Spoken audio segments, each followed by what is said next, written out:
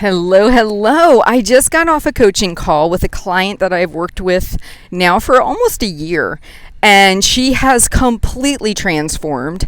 She has her emotional eating under control. She's dropped about 50 pounds.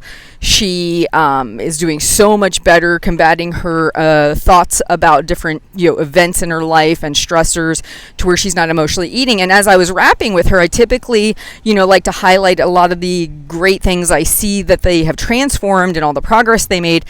And I said to her, your emotional eating has done a complete 180.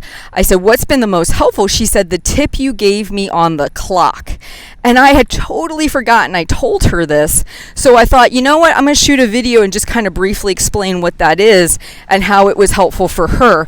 So one day she was saying to me, hey, Heather, how do I know when I'm emotionally eating? How do I separate that out from if I'm hungry or if I'm, how do I know the difference?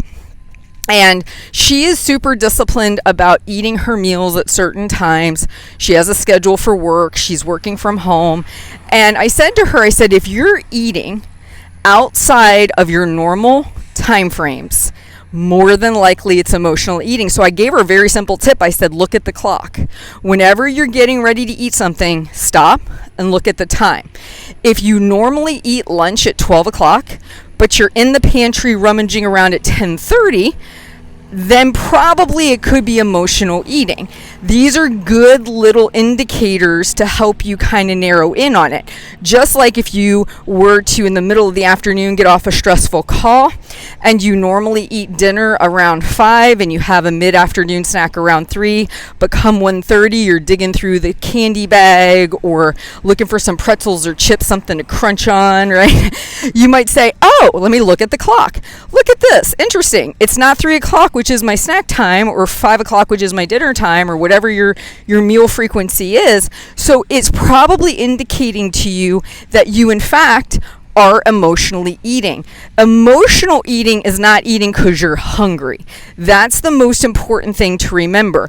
And if you already have well-established eating kind of routines where you're eating your protein at every meal, you're having your fruits and vegetables, you're eating nice filling meals, you've got scheduled snack breaks, you've got all that laid out, you've done all the preliminary work, and you're still finding you're not making progress, and you still find you're eating more calories than you typically would normally, and it's just kind of these random eating events, look at what time it's happening, because that's kind of a good indicator. I see this a lot for all my different clients, especially around work-related things. It can often be a way to distract from having to do certain work tasks that we don't want to do. So boredom, feeling stress, feeling anxiety, all those things are emotional eating. So her thing that she said was a game changer was check the clock.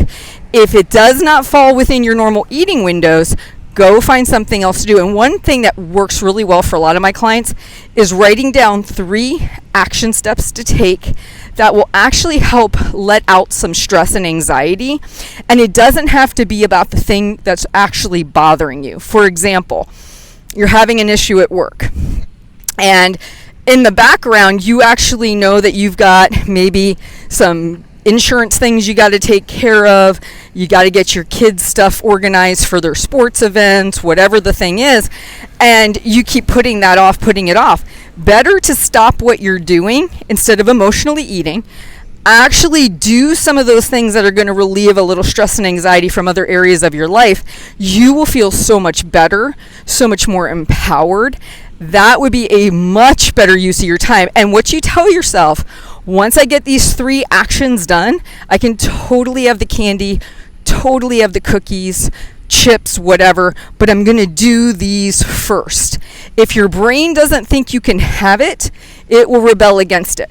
If you say, oh, no, you absolutely can have it, let's get this done, then you can plow through it. And I promise you, doing this time and time again will actually make you feel better. All right, guys, again, from my coaching client who's done a really extremely good job, just wanted to pass that on. What was her biggest help with emotional eating? Looking at the clock. You guys have a great day. Please like and subscribe and let me know how I can better help you in the future. Take care.